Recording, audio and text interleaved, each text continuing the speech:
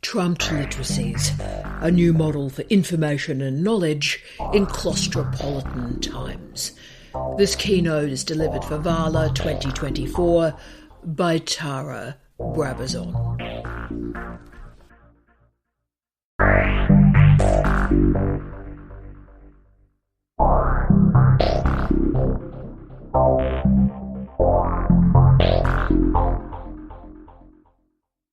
Let me take us back to a pivot point and a point of pivot for the world.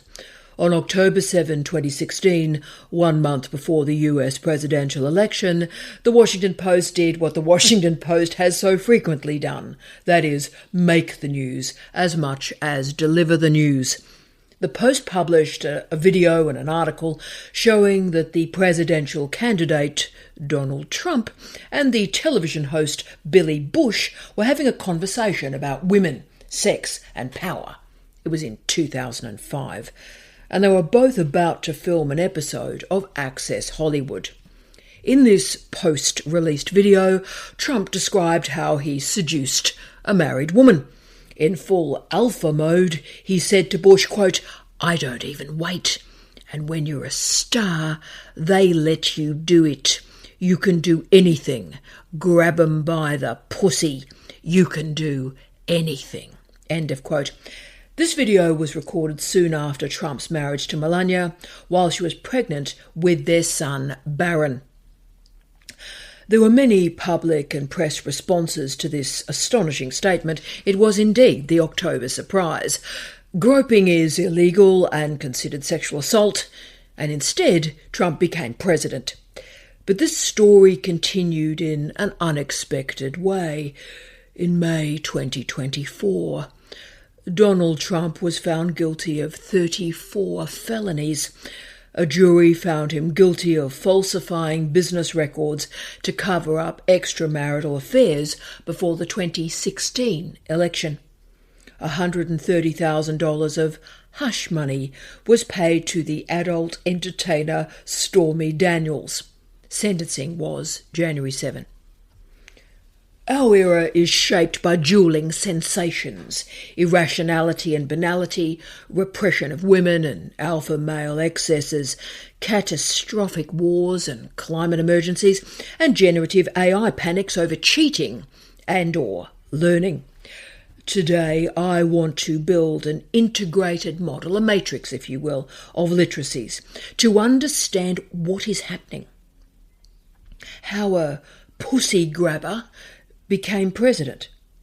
But instead of talking about social media and influencers and Fox News, I want to speak about information literacy and citizenship. It is a privilege to be part of this crucial conference at this crucial time. So today, let's all be the change that we want to see. Let's build something. And my presentation today has 5 sections. Firstly, horizontal literacies. Secondly, vertical literacies. 3, panic learning, panic citizenship.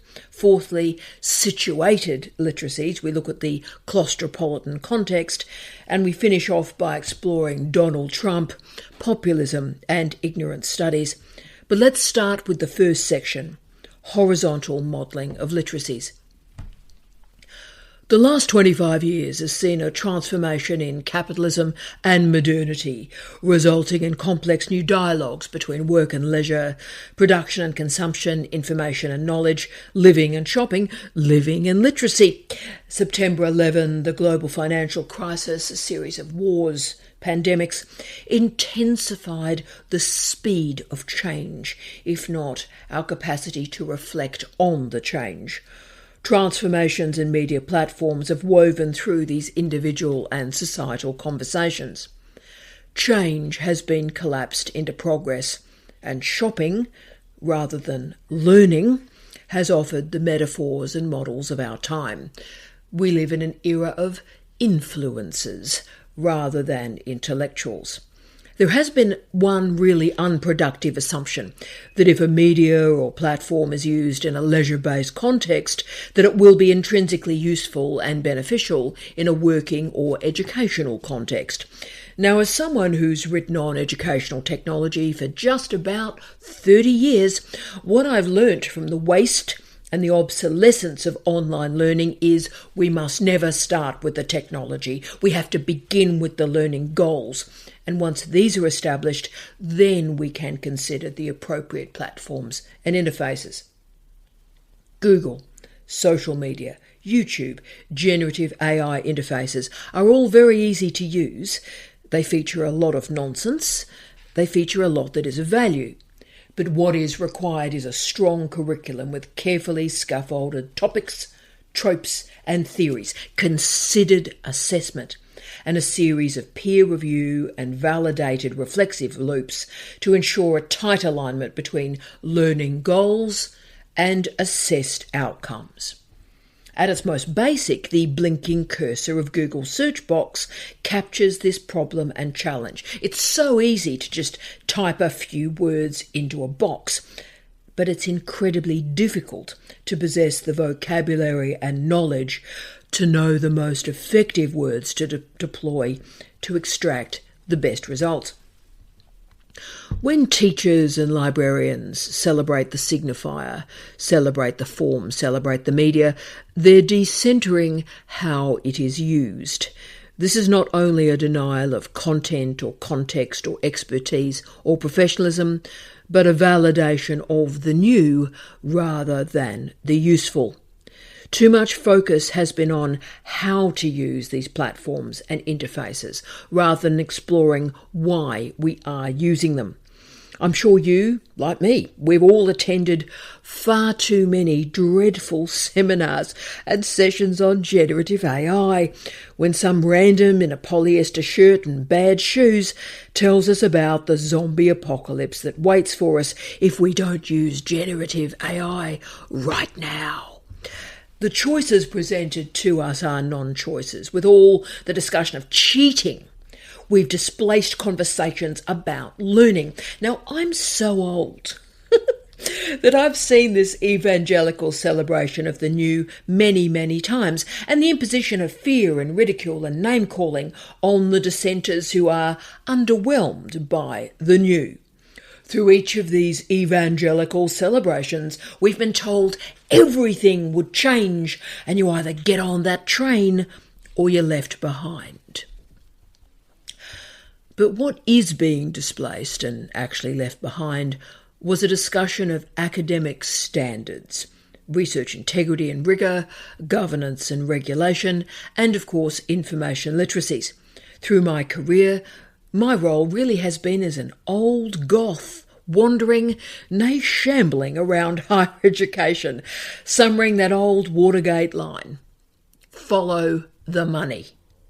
The money wasted on proto-obsolete platforms, the money wasted on pseudo-academic influencer pretenders is probably now beyond calculation. But the cost on colleagues, through waves of restructures, on our professional staff, on our students. That's my focus. And in fact, when I wrote Digital Hemlock, the University of Google, Digital Dieting, the Digital Hemlock trilogy, that was the context in which I was writing.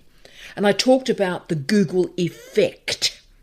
And I reported one of the most horrific lines expressed from one of the most horrific vice-chancellors I've ever known. And trust me, I've known quite a few. But what I did was I reminded him of the money that had been wasted on proto-obsolete technology, and that technology was not appropriate for teaching or learning or curricular design. And this Vice-Chancellor responded with, quote, "Tara, we've spent too much money to go back now," end of quote. So this has always been serious.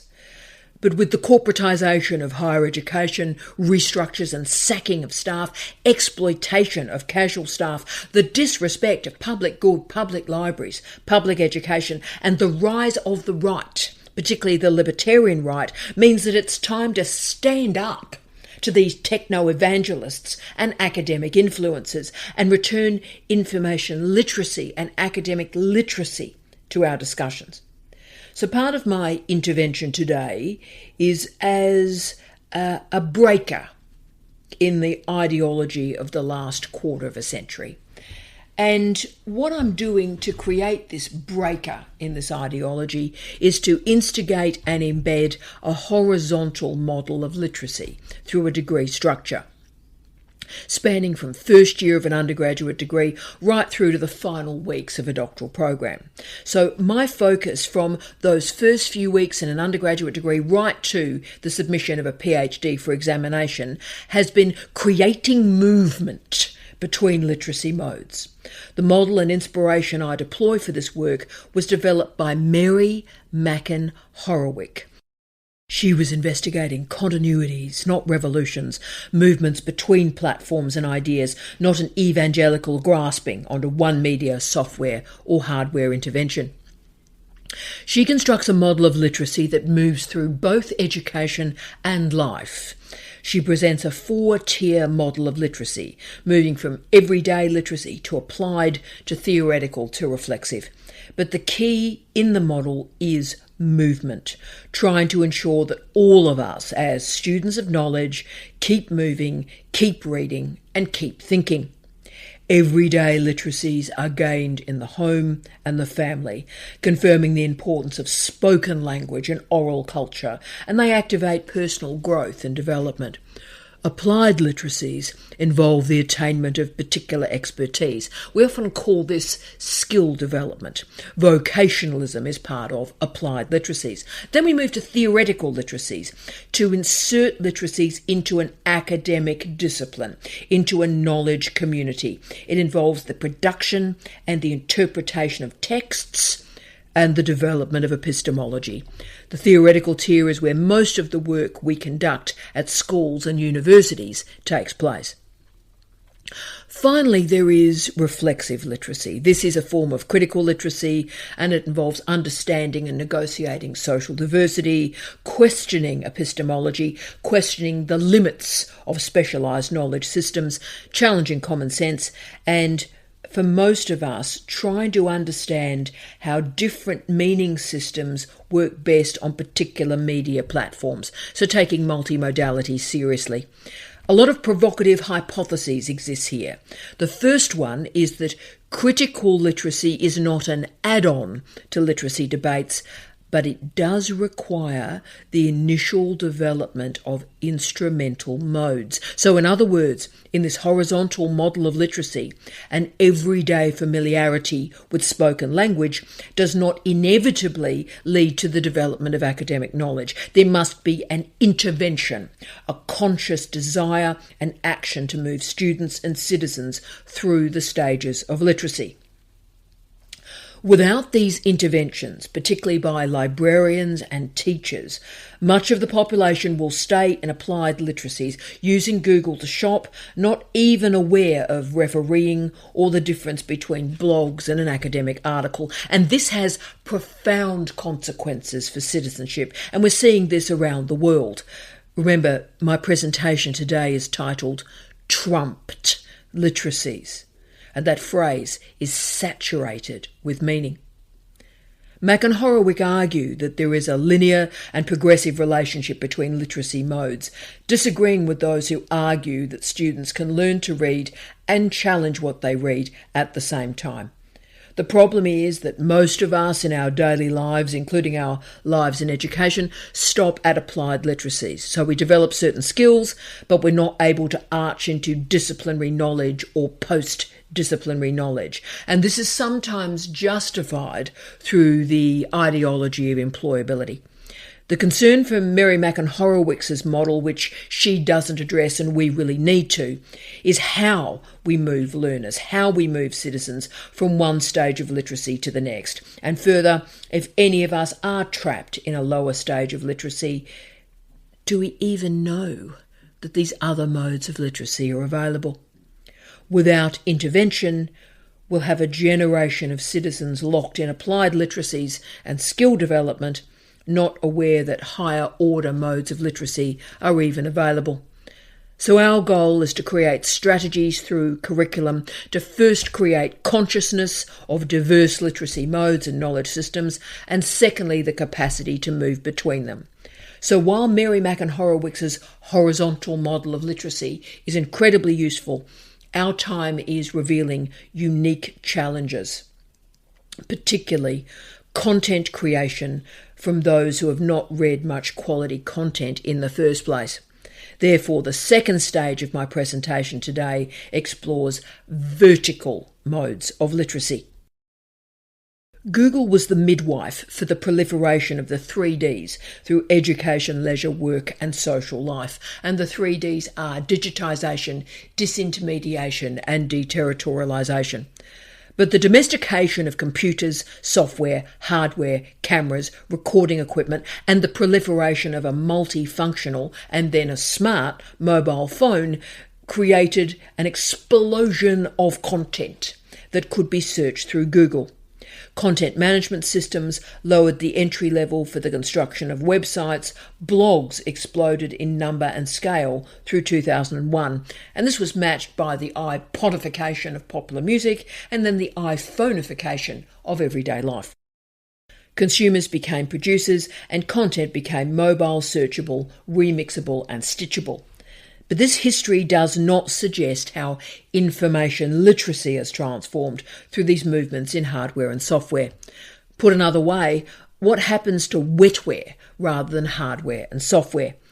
To understand this issue, we have to move from our horizontal models of literacy and think about verticality. We start with the relationship between disintermediation and reintermediation. Disintermediation was the characteristic of peer-to-peer networks when links were removed from traditional supply and distribution channels. Content originators and businesses could deal with their customers directly without the need for wholesalers or retailers, and transparency in pricing resulted. Now, all of this works pretty well in software, hardware, book selling, music selling, e-trading. Hasn't worked too well in real estate, for example. But actually, disintermediation has been declining.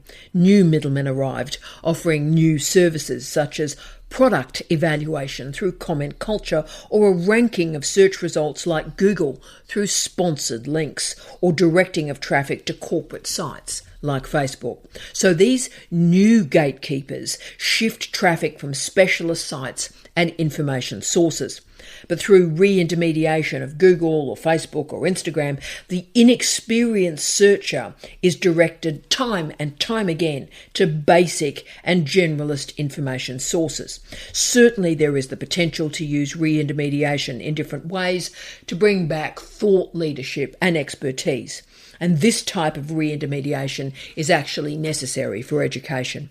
The issue is not that content can move, but it's helping students and citizens, all of us, construct a process that understands when a particular platform is appropriate to present a particular slice of content for a specific audience. This is taking Günter Kress seriously, if you will, thinking about form and content. But instead of validating librarians to re-intermediate information through the understanding of peer review and verification, we're now confronting alternative models of verticality. To explain this, I want to use Jean Baudrillard's Simulacra and Simulation. This book plays with knowledge, truth and falsehood. It opens with a quote from Ecclesiastes that is fake, that generations of naive scholars have quoted and restated as a truth. The quote from Ecclesiastes, Baudrillard, provides the basis of our model. Quote, "The simulacrum is never which hides the truth. It is the truth that hides the fact that there is none. The simulacrum is true." End of quote. He confirms that, quote, "something has disappeared and the era of simulation is inaugurated by a liquidation of all referentials," end of quote. He locates a system of signs composed of, quote, "a material more malleable than meaning, in that it lends itself to all sorts of systems of equivalences." End of quote. So we can go on, but let's try and conceptualize this abstraction. For Baudrillard, there is a three-layered way of thinking about life, and those three layers are the real, the representation, and the simulacrum. This means that an action, event, or text is not only immediately represented through media, but is inevitably and rapidly re-represented, so it circulates as a disanchored signifier. This means that information, content, is disconnected from its context and temporarily hooks into ephemeral media only to unhook and to continue moving. We're so accustomed to celebrities, magazines, consumerism that we don't even realise that we've lost the real. The news is not real. The news is a representation of the real. But most of us are spending more and more time in the simulacrum, the representation of the representation. And most of the time we're living in other people's representations. These signifiers without anchor that circulate through the simulacrum are the texts that are bounced about in the digitised, disintermediated, deterritorialised environment. So we can post a picture, we can be part of a Twitter X pylon, and therefore we supposedly have a say in the world. But there are more serious consequences for this flattening of debate and a confusion of experience and expertise. As we've seen through Brexit, through Trump, through January 6, there's a greater space for ideologues to perpetuate their message. Fast, free, and frequently unchecked rumour gains value. There are consequences for relying on research shortcuts for news and information, and the soundbite culture has a major impact on the calibre of political debate and education. The speed at which ideas are expressed and the truncated vocabulary utilised to express really complicated ideas make it difficult to encourage researched, theorised interpretations that are enacted with intellectual rigour. This simulacrum is the frame for the textbookification of publishing, the encyclopediafication of information, and the social mediaification of citizenship. The goal is to gather simple ideas, and lots of them, rather than learn about specialist knowledge or disciplines. Now, none of this was caused by technology, but it was caused by a displacement of funding away from education, librarians, and teachers. The key I would like to add to Baudrillard's model today is that the simulacrum itself becomes the cycle for the next version of simulations. So let me explain. It's a cascading model. A simulacrum in one era becomes the real in the next. This means that the transitory ephemeral celebrity culture becomes the anchor, the real, for the next representation and simulacrum. This vertical tumbling of real, representation and simulacrum is accomplished at great speed. Donald Trump is a person, real, who wrote a book about making deals, representation, and then starred in The Apprentice, a reality television show, simulacrum. Donald Trump then became President of the United States, unbelievably real. He then appeared at large rallies and abused the press coverage, representation, and comedians then assumed his persona, simulacrum. Donald Trump then lost the election. That's real. He appeared in a series of large rallies and reported the theft of that election, representation. And then, of course, the January 6 uprisings' best-known image is of the January 6 shaman. Yes, simulacra. I can keep going, but the point is not only does the simulacrum cascade, but the speed of the cascade increases. To translate this principle into information literacy, the library is real, the online library is a representation, and Google is the simulacrum. But then Google is the new real, Instagram becomes the representation, and TikTok becomes the simulacrum. But this Baudrillardian model does not stop at this point. You see, on the first page of Simulation, he argues that the simulacrum creates and implements its own referential system, the hyperreal. This hyperreal is constituted within the simulacra and does not require anything external or contextual to provide meaning and authenticity. In other words, the re-representations appeal to other re-representations for credibility and verification.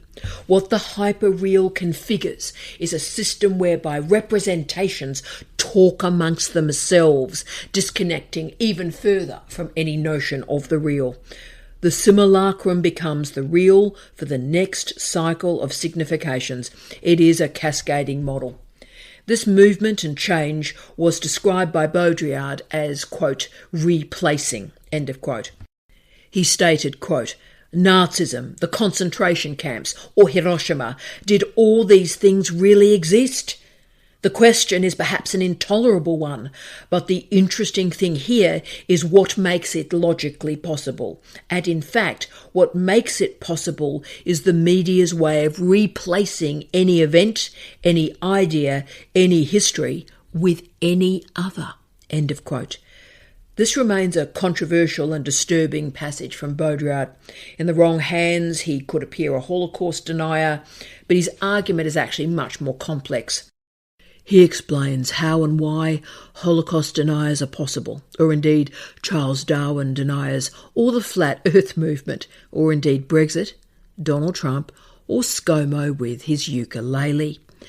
Baudrillard describes this as replacing, or as I prefer to write it, re-placing, events, ideas, history. Therefore, it is the reorganisation of images that creates the culture of equivalence, that any set of facts is as important as any other. I used to critique our current students because they do not read, or they do not read enough. But they do read, they simply read in a way based on their prior reading of texts in the simulacrum. They do write, but they write based on their prior writing of texts in the simulacrum. So now we're going to speed up this cascading simulacra. We're going to add a pandemic, and we're going to move from Jean Baudrillard to his great friend Paul Virilio. Let's enter the panic to our third stop, panic learning, panic citizenship. There is an argument from Paul Virilio that the speed of an object, idea, event or entity changes its essential nature. He also argues that the entity or cultural formation with speed will always dominate that which is slower. What he means is that the fast will always dominate the slow. So speed is a determinant of influence. If something is fast, it will decenter and undermine that which is slower. And peer review and quality assurance are displaced. Paul Virilio was never quite as famous as his contemporary Jean Baudrillard, but as accelerated culture has become more and more important through the 21st century, Virilio has become the theorist to understand speed as a tendency. His key concept was dromology. This word describes how speed is the determinant of the technological society. Dromos comes from the Greek word for race, so it captures the science of speed. However, a final key thread of his idea is that our high-powered and fast technological society also enables what he describes as, quote, the art of the accident, end of quote. So with the invention of the railway, the potential for derailment occurred. With the invention of airlines, the potential for crashes emerges. With the invention of the internet and the World Wide Web, security breaches to important data followed. So as our society has become faster and more technological, we're all disconnected from actual events, feelings, experiences. He argued that we have become desensitized from our environment. We are living in Baudrillard's cascading simulacra. So we don't feel terrorism. We see it on television because the imperative is speed, not the content that is carried through the speed. But what is the relevance of all of this discussion of speed to education and citizenship? And what do we do in universities to continue to develop information literacy? Well, we have a living lab of this experiment, commenced with the pandemic and the long COVID that is still living in our universities. And at this point of the keynote, this is where I become angry.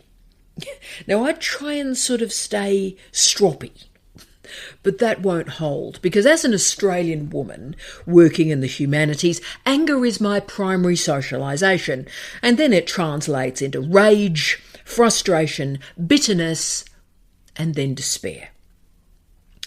I've taught online since 1997.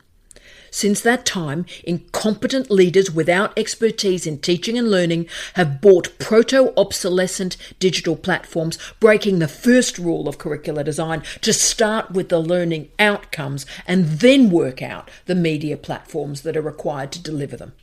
Professional development of academics was minimal, noting that most academics do not hold even the most basic Bachelor of Education. Leaders then gave up on academics getting material online and invented and hired a new group of professionals called educational designers. And they too were charged with getting material online.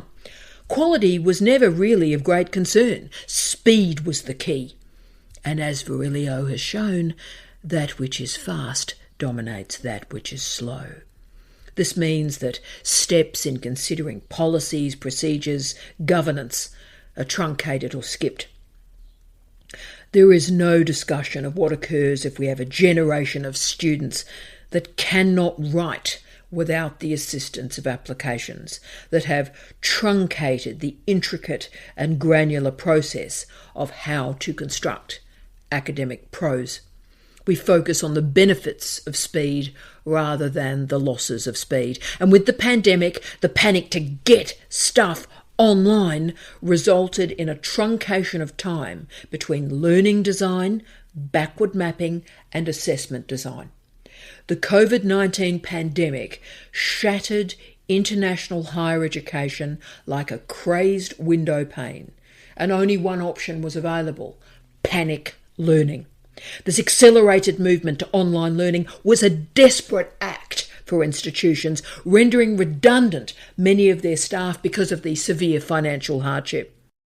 Already weak universities located in regional environments were most impacted. Virilio, as a theorist, found his moment through the pandemic, and 4 books were published between 2009 and 2012 that became the theoretical guide through the post-COVID education system. These books were The Aesthetics of Disappearance, Grey Ecology, The Administration of Fear, and University of Disaster. He described, quote, the accident that now replaces all events, end of quote. Our present is uninhabitable. Managing or not managing, underfunding, incompetent leadership, and the replacement of scholarly standards by Virilio's phrase, quote, synchronisation of sensations, end of quote. So from this infusion of Virillian speed and accidents and panic learning, let's place information literacies into situated literacies, that is, claustropolitanism. And that's our 4th stop: situated literacies, claustropolitanism. Words speak of our worlds. All literacies, from everyday to critical literacies, exist in a context. I note David Barton's remarkable book and project, Situated Literacies. So let's ponder our context, our situated literacies. Claustropolitanism is a concept and trope that I've been developing over the last 10 years. And like most concepts or theories created in the history of ideas, they involve a dialogue with the dead. Like Virilio's theorisation of speed, it's also found its time. Claustropolis was a concept derived from Paul Virilio and extended through conversations with Sylvain Lothinger.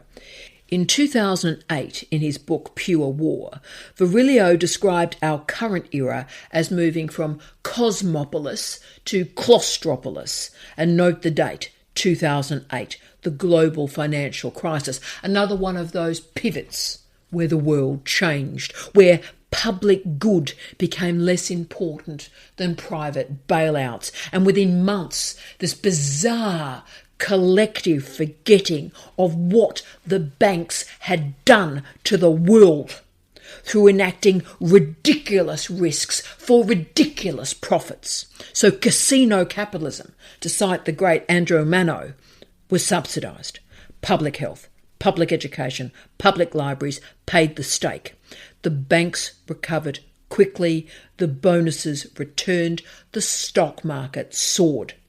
But because of the lack of critique of this toxic globalisation, greed, exploitation and excess were normalised. And this casino capitalism continued to shamble along like a meth-fuelled zombie. Virilio knew this was important. Therefore, he argued that we've moved from a cosmopolitan inflection of multiculturalism, public good, caring and respecting for diversity, even at a level of ideology, to claustropolis. Humanity wants to escape, leave the planet that's overcrowded, depleted, gridlocked, corrupt. So claustropolis is a running away from reality. So we have claustropolis. That's interesting enough. But now we move to the second scholar that moved the concept further down the road. And once more, as with Virilio, I am dialoguing with the dead. And this was obviously a highly personal death because the scholar who developed claustropolis was the late Professor Steve Redhead, who I knew via an accident of marriage. Steve was interested in this concept before he was diagnosed and, of course, later died with pancreatic cancer. It started to appear in his writing in 2015. Steve added the following attributes to the concept. He moved it from claustropolis to claustropolitanism and from French intellectual life to deep Northern English pessimism. Steve defined claustropolitanism as a state or a tendency, and he used Raymond Williams' great phrase, quote, a structure of feeling, end of quote. So what is this structure of feeling? The need to get off the world, but being unable to do so. The rich are in gated communities, locked away in an attempt to find safety, while for the poor, unemployment, underemployment, homelessness means that they cannot escape even if they wanted to.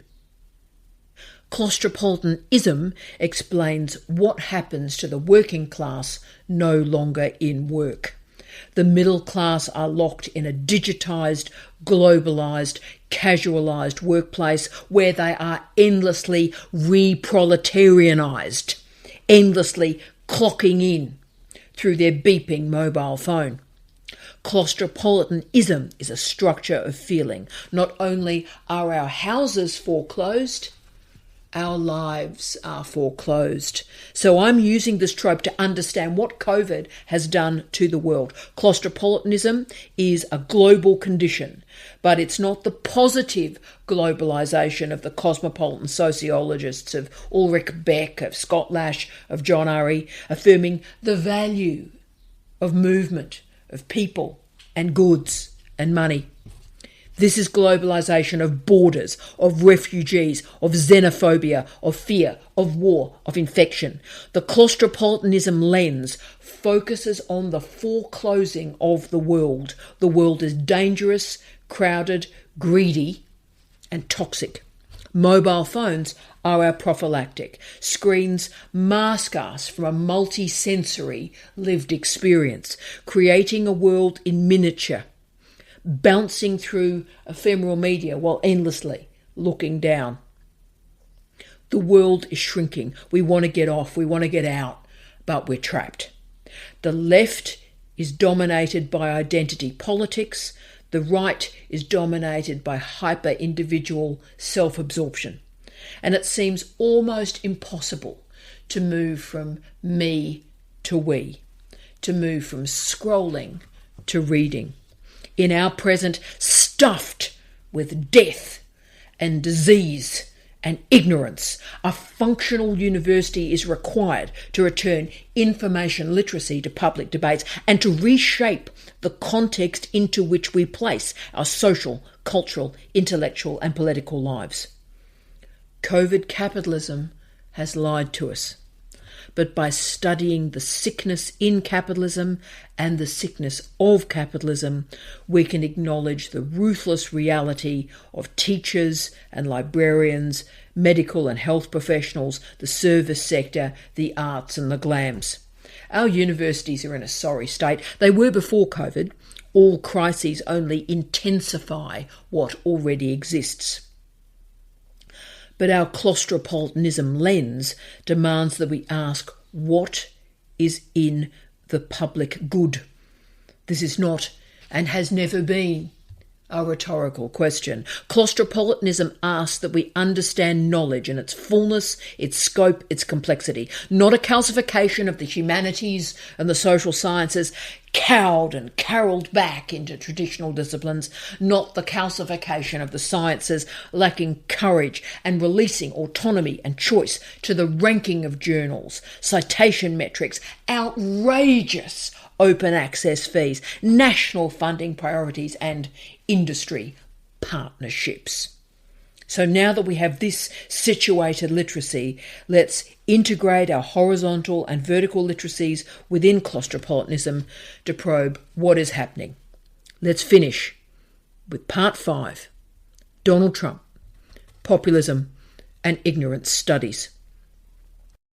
I'm gathering up a series of arguments today. Populism is different from popular culture. Libertarianism on the right and the left is the enemy of information literacy, and freedom to read is more important than freedom of speech.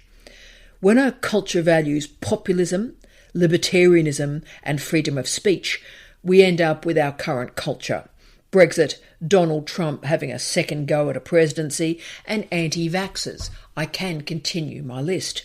The hub of all these issues is ignorance, and thankfully we now have a post-disciplinary perspective to understand it and provide a new frame for the urgent necessity to develop information literacy. Ignorance studies is an interdisciplinary field that spans sociology, philosophy, history and anthropology. And while knowledge creation demands the mesh of methodology, ontology and epistemology, the mechanism through which to investigate demeaned, marginalised and unproductive knowledge is much less certain. Put another way, ignorance may be used as a derogatory label, but it's much more difficult to interpret, analyse, contextualise and understand. Knowledge is produced by dominant groups. Therefore, agnotology, the study of ignorance, allows researchers to understand how ignorance is deployed as resistance and refusal. Donald Trump deployed nationalism, xenophobia and fear, inciting violence while validating law and order. Donald Trump was voted into office by white men and white women, many maintaining evangelical Christian faith structures who had not completed a 4-year university degree. These citizens not only lacked extended formal education, but the disciplinary literacy gained through a degree. Fear is cement for thinking, reason, empathy and compassion. This narrowed view results in a large group of citizens voting against their interests. The irrationality of citizens who gain from public health, public education, public libraries, voting instead for individualism, freedom and choice when they benefit so little from these ideologies is the perverse tragedy of our time. Pandemics mark out bodies to fear and to other. Therefore, public health discussions must always activate information literacy, and any additional information must be grafted onto already understood information. If information does not fit into the existing context, then dissatisfaction, confusion, disbelief and anger results. It is personally difficult to be reflexive and ponder the accuracy and efficacy of prior experiences and learning when they're challenged, when they're found lacking. Ignorance is socially constructed, but it's institutionally enforced. Ignorance has a context. For Trump supporters, the choice was clear. The pro-American, Make America Great Again candidate was anti-globalisation, anti-foreigner, mocking the feminine, mocking the different. He was also a figure of nostalgia, making America great again. It is too simple to describe this change as a movement from the industrial economy to the knowledge economy or the service economy. But there is a deep, wide and ill-focused emotional force to understand. And it includes anger, it includes fear, it includes resentment. The dignity of work and the pseudo-Christian ideologies that were tethered to it were shredded by the global financial crisis, where affluent white men were prepared to risk the global economy for personal profit. Education matters. Education is integral to understand why easy nationalist solutions soothe the brittle economic reality of globalisation. Finance capitalism and real estate capitalism allow the elite to remain elite. Donald Trump did not invent misinformation online. The lack of information literacy, the capacity to read, assess, sort and sift has been logged as a challenge in the online environment for well over 15 years. For example, in January 2007, the Joint Information Systems Committee, JISC, published its report. It was titled Information Behaviour of the Researcher of the Future. We are in that future. What did they suggest of this future? 1. There are too few controlled studies of information-seeking behaviour that is able to isolate age as a variable. 2. Speculation and misinformation has been perpetuated about how young people behave in online environments. 3. All researchers, not only young people, are skim-reading research, reading abstracts rather than drilling deeper into a paper. 4. Young people are not dumbing down. Society is dumbing down. 5. The information literacy of young people has not improved with the widening access to technology. In fact, their apparent facility with computers disguises some worrying problems. 6. Young scholars are using tools that require very little skill. They appear satisfied with a very simple or basic form of searching. And 7, digital literacies and information literacies do not go hand in hand. This research has also been tracked by Richard Aram and Josipa Rox's study in Academically Adrift. Their results were startling. Quote, "We found consistent evidence that many students were not being appropriately challenged. In a typical semester, 50% of students did not take a single course requiring more than 20 pages of writing. 32% did not have any classes that required reading more than 40 pages per week, and 36% reported studying alone 5 or fewer hours per week. Not surprisingly, given such a widespread lack of academic rigour, about a third of students failed to demonstrate significant gains in critical thinking, complex reasoning and writing ability, as measured by the Collegiate Learning Assessment during their 4 years of college." End of quote. This study confirmed a lack of reading, a lack of writing, and few gains in critical thinking, reasoning or writing ability. This lack of reading and interpretation enables a blurring of democracy and populism.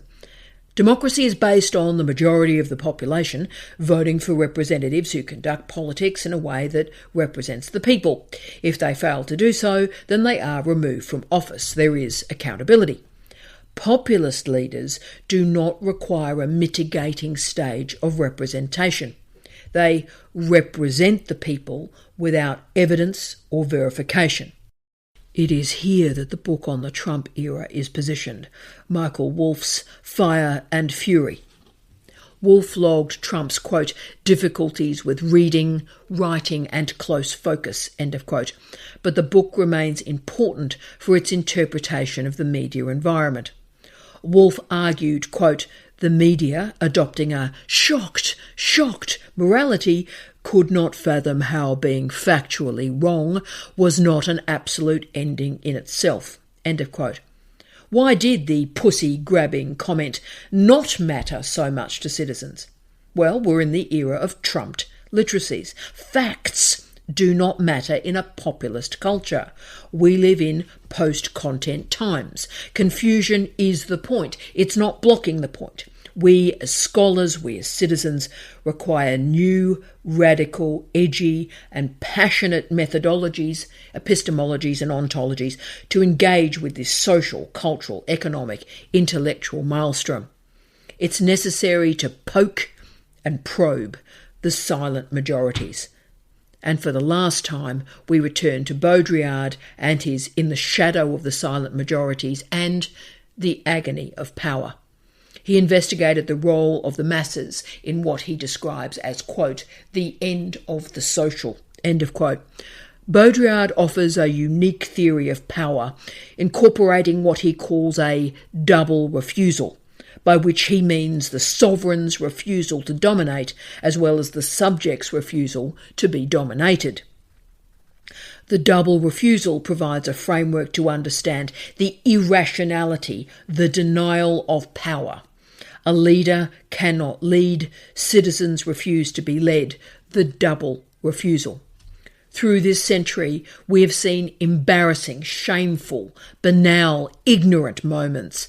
The racism and xenophobia is too overt, distasteful, grotesque, and an online environment that allows any idea, no matter how bizarre, to be published and shared. Through disintermediation, there are few gatekeepers between a racist and their audience. For Baudrillard, we apply the double refusal and the space it creates to understand how banality operates in the justification of misogyny, racism, colonisation and xenophobia. The unsayable becomes normalised, banal, and allowed to grow, thrive and breed. Semiotic violence is contagious, virulent and passionate in its banality, but it must not be normalised. This is not business as usual. We live in times where the bogeymen of plagiarism, academic misconduct, research misconduct, even self-plagiarism create a research culture of fear and confusion and worry. Academic writing is textured, careful, scaffolded, and not only recognises but confirms through references our legacy to the scholars that preceded us. So I hope that I've performed some of this texture, this interplay between past and present, self and scholarship, history and innovation, legacy and trajectory today. The digital environment has transformed writing and editing, not only because it is so easy to cut and paste ideas, but because of the speed at which ideas move. But simply because information can move doesn't mean that it should. Neil Postman, over 20 years ago, stated, quote, "What we need to consider about the computer has nothing to do with its efficiency as a teaching tool. We need to know in what ways it's altering our conception of learning," end of quote. Education is not efficient. Teaching and learning are not efficient. Learning is not downloading. Teaching is not like saving to a hard drive. It is tough to be generous to the ideas of others.